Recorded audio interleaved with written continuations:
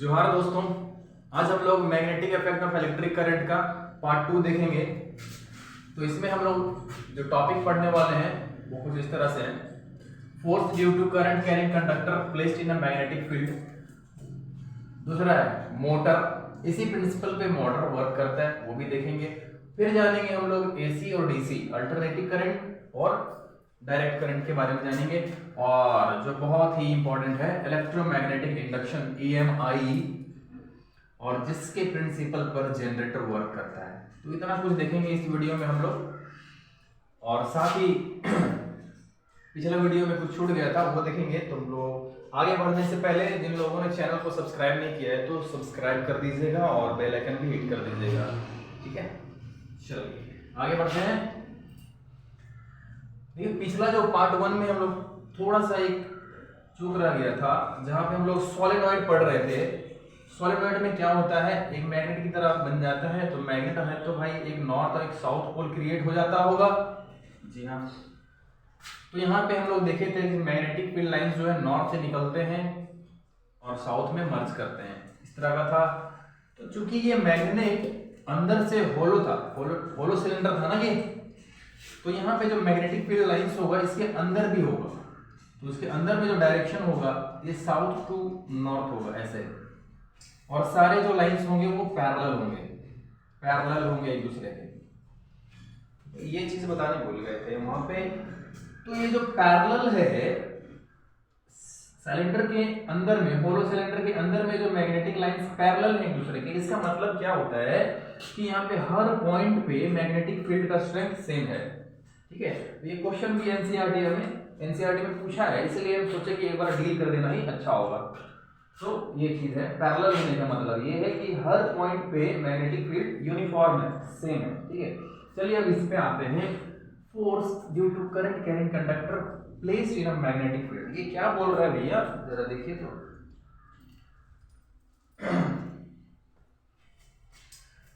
हम लोग कंडक्टर देखे थे तो समझ लीजिए कि एक लूप है ये, ठीक है, रेक्टेंगुलर लूप है। इसको हम लोग एक मैग्नेटिक फील्ड में प्लेस करेंगे।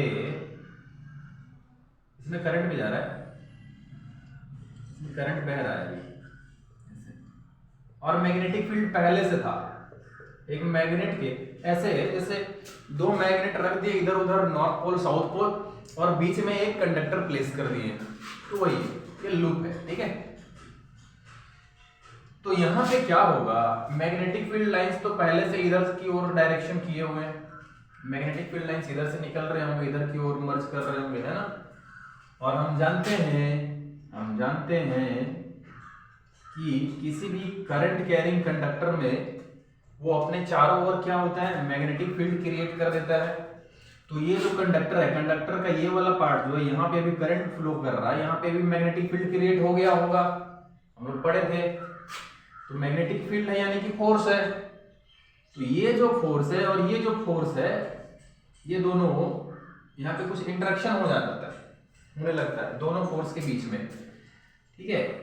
तो ये जो सर्किट जितना फोर्स लगाता है इस मैग्नेटिक फील्ड पे, इस मैग्नेट पे, उतना ही मैग्नीट्यूड का फोर्स लेकिन ऑपोजिट डायरेक्शन में लगाता है ये मैग्नेट इस सर्किट पे।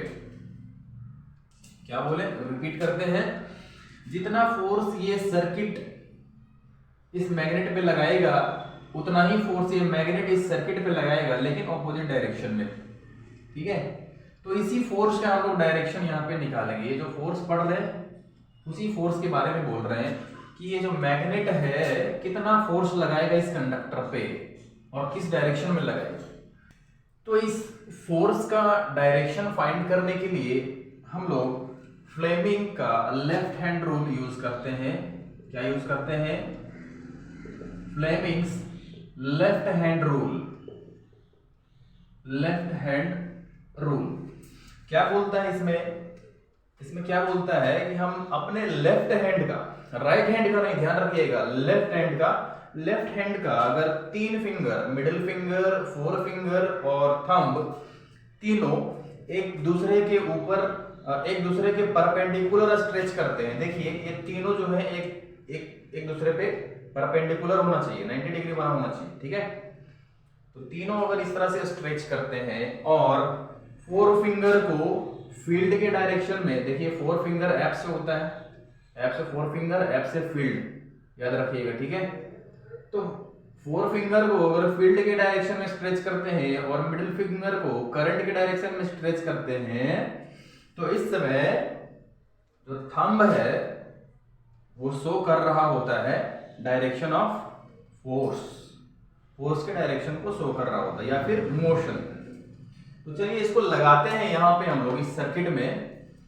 देखिए स्ट्रेच कीजिए फोर फिंगर को फील्ड के डायरेक्शन में, करंट के डायरेक्शन में मिडिल फिंगर को करंट इस डायरेक्शन में यहाँ पे इस पोर्शन में लगा रहे हैं। ध्यान रखिएगा यहाँ पे जब करंट और मैग्नेटिक फील्ड का डायरेक्शन एक दूसरे पे परपेंडिकुलर होता है तब मैक्सिमम करंट प्रोड्यूस होता है यहाँ पे, मैक्सिमम फोर्स प्रोड्यूस होता है यहाँ पे, ठीक है।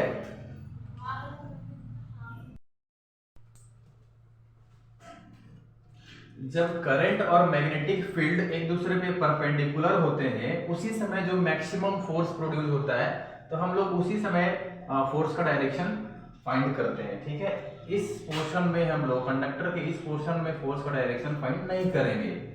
ये जो परपेंडिकुलर है ये वाला पोर्शन और ये वाला पोर्शन मैग्नेटिक फील्ड पे यहाँ पे करंट 90 डिग्री बना रहा होगा, तो इस पोर्शन पे हम लोग फोर्स का डायरेक्शन फाइंड करेंगे। चलिए लगाइए यहाँ पे लेफ्ट हैंड रूल।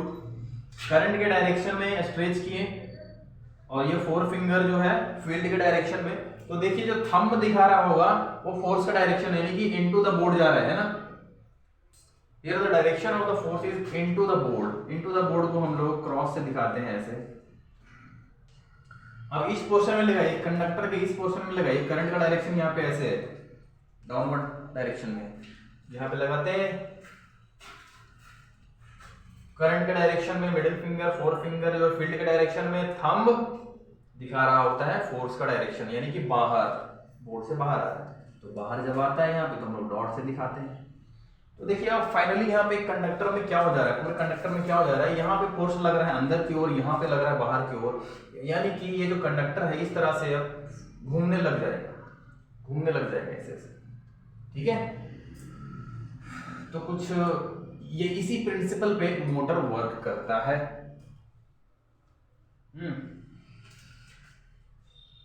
अब अगर मोटर के वर्किंग के बारे में अगर जानना है तो उसके लिए हम लोगों को फ्लेमिंग लेफ्ट हैंड रूल याद रखिएगा, ठीक है। मोटर के वर्किंग के बारे में जानना है तो उससे पहले हम लोगों को एसी और डीसी के बारे में जानना पड़ेगा।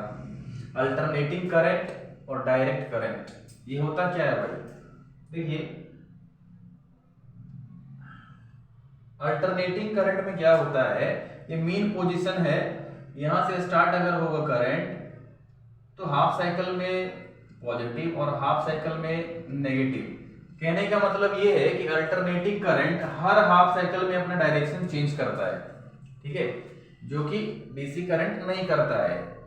ये मेन पोजीशन है, तो डीसी करंट अगर ऐसे जा रहा है 5 एम्पियर का है तो हमेशा 5 एम्पियर करंट जाएगा इसमें नेगेटिव या जीरो नहीं हो पाता है, जबकि इसमें देख रहे हैं हम कि पॉजिटिव और नेगेटिव दोनों होता है।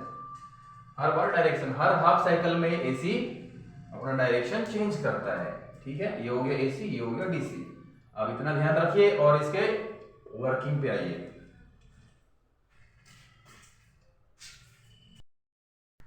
इसको ध्यान में रखते हुए अब आते हैं कि मोटर वर्क कैसे करता है, हाउ मोटर वर्क्स। तो इसमें कुछ अरेंजमेंट करना होगा थोड़ा।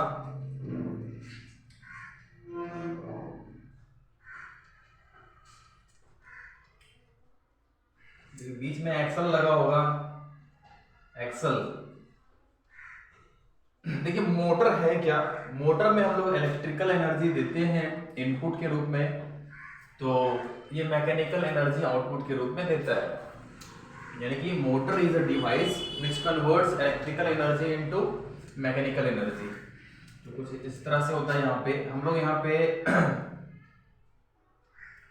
एक देखिए कम्यूटेटर लगा होता है, कम्यूटेटर लगा होता है, स्प्लिट रिंग, स्प्लिट रिंग जो है वो यहाँ पे कम्यूटेटर का काम करता है।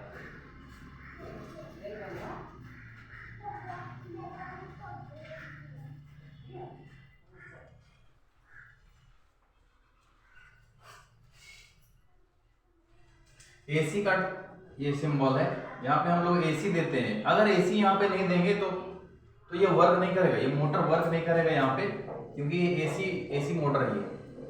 तो एसी मोटर में क्या होता है जरा देखिए, जब यहाँ पे करंट जा रहा है, ऐसे देखिए करंट जा रहा है यहाँ पे, यहाँ गया, ये हो गया carbon brush 1, carbon brush 2। Carbon brush का यूज इसलिए करते हैं ताकि ये स्थिर रहता है। घूमता कौन है? कम्यूटेटर। ये स्प्लिट रिंग भी घूमता है, लेकिन कार्बन ब्रश स्टेशनरी रहता है। तो करंट हम लोग देते हैं कार्बन ब्रश में, ये हमेशा इसके कांटेक्ट में रहता है, घूमते रहता है, स्प्लिट रिंग भी घूमते रहता है। तो करंट गया, यहाँ पे गया, यहाँ पे गया। अब यहाँ पे हम लोग लेफ्ट हैंड रूल लगाएंगे तो पता चलेगा कि इसमें अंदर की ओर फोर्स लग रहा है। फिर और इसी समय यहाँ पे लगाएंगे हम लोग लेफ्ट हैंड रूल, तो पता चलेगा कि यहाँ पे करंट का डायरेक्शन इधर है। तो फाइनली यहाँ पे हो क्या रहा है कि कंडक्टर इस तरह से घूमने लग रहा है।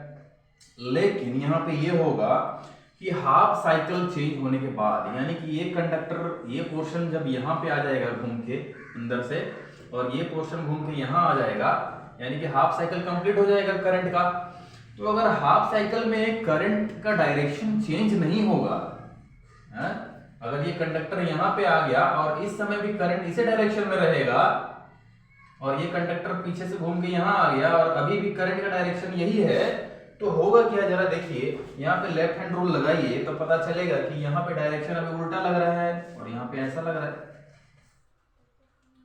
तो इसके कारण होगा क्या, यहाँ पे बाहर लग रहा है और यहाँ पे अंदर लग रहा है, तो कंडक्टर जो है इस तरह से घूमने लगेगा, यानी कि इस बार उल्टे डायरेक्शन में घूमने लगता है। तो एज अ रिजल्ट क्या होना चाहिए, यहाँ पे मोटर किस तरह से वर्क करने लग रहा है, फिर हाफ साइकिल में ऐसे घूम रहा है, फिर नेक्स्ट हाफ साइकिल में वो ऐसे घूम रहा है। तो मोटर का ये काम थोड़ी ना भाई कि हाफ साइकिल में ऐसे घूमे, हाफ साइकिल में ऐसे घूमे, नहीं, इसको तो कंटिन्यू घूमना है, कंटिन्यूअस घूमना है। तो इस कारण से यहाँ पे करंट का डायरेक्शन चेंज होना मांगता है। यहाँ पे अगर करंट का डायरेक्शन इस डायरेक्शन में नहीं होगा तो हर हाफ साइकिल में ये घूमना भी चेंज कर देगा, यहाँ पे ऐसे होना मांगता है। तो इसलिए हम लोग एसी का यूज करते हैं यहाँ पे। तो क्या होता है जरा देखिए, और एसी का नहीं, यहाँ पे हम लोग स्प्लिट रिंग का यूज करते हैं। तो स्प्लिट रिंग देखिए भैया, देखने में बड़ा ही छोटा लगता है, लेकिन काम है इसका बहुत बड़ा। क्योंकि स्प्लिट रिंग देखिए क्या होता है, ये घूम जाता है हाफ साइकिल में, ये वाला स्प्लिट रिंग यहाँ पे आ जाएगा और ये वाला स्प्लिट रिंग यहाँ पे आ जाएगा, ठीक है। तो क्या होता है जरा देखिए, करंट अभी यहाँ जा रहा है, ये घूम के चल गए यहाँ पे, ये चला गया यहाँ पे, तो अभी भी इसमें इसी डायरेक्शन में आएगा करंट, है कि नहीं? अभी भी इसी डायरेक्शन में करंट आएगा, यानी कि जो ये पोर्शन यहाँ आ गया है, अभी ये पोर्शन जो है इस कम्यूटेटर के साथ टच होने लगेगा, है ऐसे ऐसे घूम जाएगा, ऐसे सॉरी ऐसे घूम रहा है, तो इस कम्यूटेटर के साथ टच होने लगेगा ये पोर्शन, तो इसमें भी करंट अभी इसी डायरेक्शन में रहेगा, और ये जो पोर्शन घूम के चला जाएगा वहां पे पीछे से, इसमें भी करंट का डायरेक्शन यही रहेगा, ठीक है। हर हाफ साइकिल में ये स्प्लिट रिंग का यही काम है, करंट का डायरेक्शन चेंज करना, चेंज नहीं होने देना। अगर चेंज हो जाता तो ऐसा हो जाता, ठीक है। तो इससे होगा क्या कि ये कंटिन्यू घूमते रहेगा, कंटिन्यूअस घूमते रहेगा ऐसे ऐसे, ठीक है। तो इस तरह से कुछ मोटर वर्क करता है। यहाँ पे बहुत ही इंपॉर्टेंट एक जिसको बोलते हैं हम लोग कम्यूटेटर। स्प्लिट रिंग जो है, एक रिंग को दो पार्ट में डिवाइड कर दिए हैं, बीच में सेमीकंडक्टर्स भर देते हैं यहाँ पे, इससे कार्बन ब्रश टच रहते हैं ऐसे, ठीक है। इनको हम लोग कम्यूटेटर भी बोलते हैं। कम्यूटेटर का काम यही है। चलिए, ये तो हो गया मोटर का वर्किंग, एसी डीसी भी देख लिए। अब हम लोग आते हैं इलेक्ट्रोमैग्नेटिक इंडक्शन, शॉर्ट में इसको बोल देते हैं EMI। इलेक्ट्रोमैग्नेटिक इंडक्शन होता क्या है जरा देखिए। इसका डिस्कवरी एक साइंटिस्ट किए थे, फ्रेंच साइंटिस्ट जिनका नाम है माइकल फैराडे। क्या नाम है? फैराडे। माइकल फैराडे देखिए पढ़े लिखे नहीं थे, ये जो भी अपना रिसर्च दिए हैं, रिसर्च करते थे वो एक्सपेरिमेंट बेस्ड रहता था। इन्होंने खोज कर दिया बहुत ही बड़ा इलेक्ट्रोमैग्नेटिक इंडक्शन। इलेक्ट्रोमैग्नेटिक इंडक्शन ये कहता है कि अगर एक मैग्नेटिक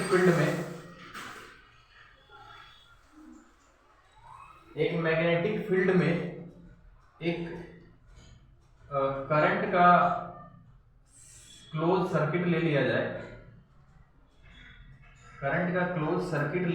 अगर, और इस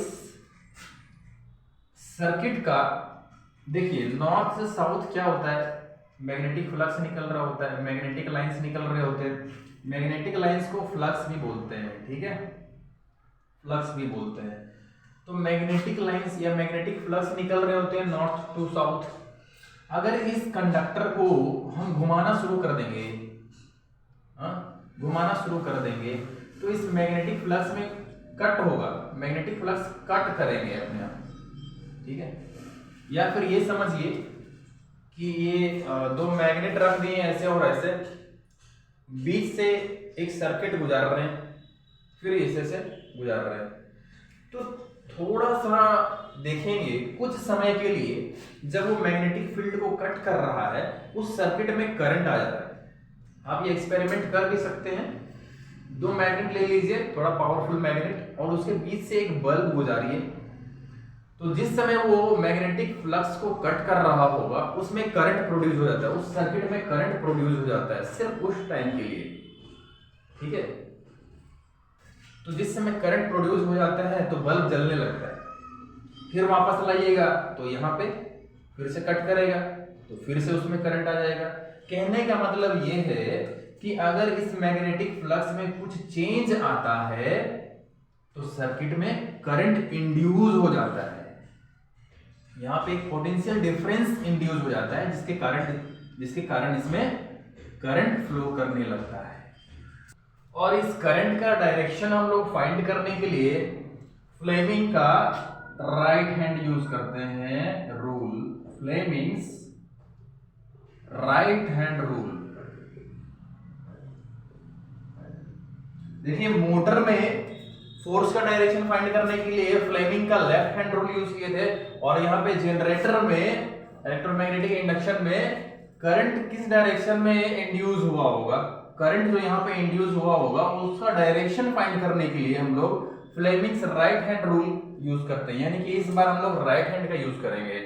इसमें क्या होगा, सेम चीज यहाँ भी करना है, तीनों फिंगर को इस तरह से स्ट्रेच करना है परपेंडिकुलर टू ईच अदर, ठीक है। और इस बार देखिए फोर फिंगर फिर से फील्ड के डायरेक्शन में, और ये जो होगा हमको तो यही तो फाइंड करना है, करंट तो फाइंड करना है ना। और ये क्या दिखाएगा अभी, ये दिखाएगा अभी फोर्स आपके पास है, मैग्नेटिक फील्ड, फोर्स, आपको फाइंड करना है करंट, ठीक है। तो देखिए लगाते हैं यहाँ पे इस फोर फिंगर को फील्ड के डायरेक्शन में, और यहाँ पे घुमाएंगे किधर, वो चीज हम बोल रहे हैं मोशन या फिर फोर्स दिखाएगा थंब, और ये जो स्ट्रेच करेंगे इसको इस तरह से तो ये दिखाएगा अभी करंट का डायरेक्शन। चलिए इस कंडक्टर को मान लीजिए कि हम ऐसे घुमा रहे हैं, हाँ क्लॉकवाइज घुमा रहे हैं, ऐसे अंदर से ये वाला पोर्शन बाहर आ रहा है, ये अंदर जा रहा है, मतलब ऐसे समझिए ये अंदर जा रहा है, ये बाहर आ रहा है ऐसे, ठीक है।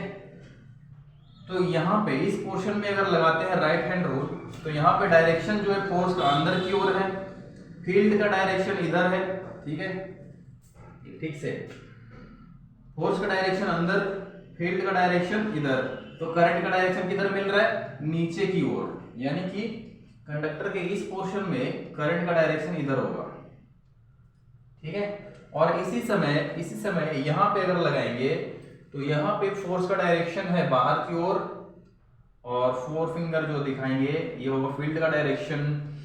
तो इस समय जो करंट शो कर रहा है, ये मिडिल फिंगर जो शो कर रहा है, ये करंट का डायरेक्शन शो कर रहा है, यानी कि इस बार इस पोर्शन में इसी समय अपवर्ड डायरेक्शन में करंट का होगा, करंट का डायरेक्शन अपवर्ड होगा। ठीक है, तो इस तरह से हम लोग right hand Fleming right hand rule use करते हैं करंट का डायरेक्शन फाइंड करने के लिए। आई बात समझ? इसी को बोलते हैं इलेक्ट्रोमैग्नेटिक इंडक्शन। तो देखिए भैया, मैग्नेटिक फ्लक्स जो है इसको चेंज कराने का 2 रास्ता है मेरे पास। पहला कि मैग्नेट को स्टेबल रखिए, स्थिर रखिए, और इस सर्किट को मूव कीजिए।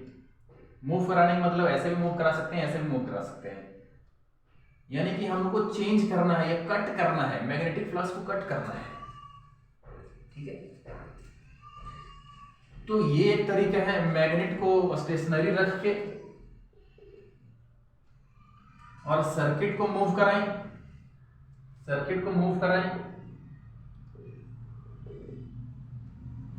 हाँ, इससे भी मैग्नेटिक फ्लक्स जो है कट करेगा। दूसरा रास्ता ये भी है कि सर्किट को स्टेशनरी रख दें, ऐसे सर्किट को स्टेशनरी रख दें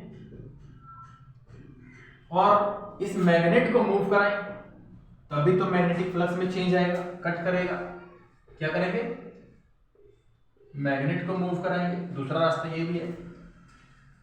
जी हाँ दोस्तों, तो दोनों रास्ता है मेरे पास इसमें करंट प्रोड्यूस करने का, इस सर्किट में करंट प्रोड्यूस या इंड्यूस कराने का 2 रास्ता है।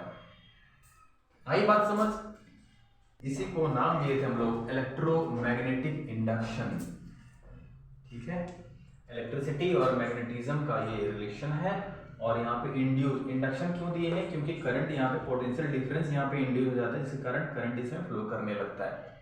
ठीक है, इसी को बोलते हैं इलेक्ट्रोमैग्नेटिक इंडक्शन। अब इसी प्रिंसिपल पे वर्क करता है हमारा जनरेटर, सॉरी मोटर नहीं, जनरेटर। ठीक है, अब थोड़ा सा जनरेटर का भी वर्क देख लेते हैं हम लोग, कैसे काम करता है ये। चलिए मान लीजिए, देखिए जनरेटर है क्या? एक डिवाइस है जिसमें हम लोग मैकेनिकल एनर्जी देते हैं तो इलेक्ट्रिकल एनर्जी आउटपुट में देता है। मोटर का क्या है? उल्टा सीन है, इसमें इलेक्ट्रिकल एनर्जी देना पड़ता है, मैकेनिकल एनर्जी हम लोग पाते हैं आउटपुट में। ठीक है, तो यहाँ पे हम लोग क्या करेंगे, यहाँ पे भी हम लोग ये देखिए करंट यहाँ पे देना पड़ेगा, हम लोगों को करंट देना पड़ेगा। ये एक्सल हो गया, ये रिंग्स हो गए। देखिए यहाँ पे क्या हो रहा होता है, जनरेटर का क्या है भाई, यहाँ हम लोगों को मैकेनिकल एनर्जी देना पड़ता है, यानी कि भाई इस कॉइल को हमको घुमाना पड़ेगा खुद से। तो जो कॉइल घूमेगा, तो हम जानते हैं कि जब मैग्नेट स्टेशनरी रहेगा, सर्किट मूव कराएंगे तो यहाँ पे फ्लक्स कट करेगा, यानी कि फ्लक्स में चेंजेस आएंगे।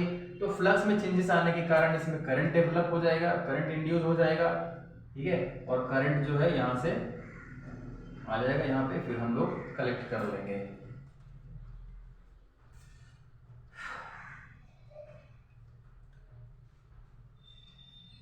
तो ये कुछ हो गया, जनरेटर का वर्क इस तरह से करता है। और देखिए दो रिंग्स यहाँ पे लगे हुए हैं, R1 और R2। तो 2 रिंग्स लगे हुए हैं हम लोग AC करंट, अल्टरनेटिंग करंट पाने के लिए। अगर हम लोगों को AC चाहिए तो 2 रिंग्स लगाना पड़ेगा, और अगर आपको DC चाहिए तो एक स्प्लिट रिंग लगा दीजिए, वहां से आपको DC मिल जाएगा। ठीक है, और यहाँ से हम इस तरह से करंट कलेक्ट कर लेते हैं। तो कुछ इस तरह से जनरेटर हमारा वर्क करता है इलेक्ट्रोमैग्नेटिक इंडक्शन के प्रिंसिपल पे। ठीक, चलिए इस चैप्टर में इतना ही। और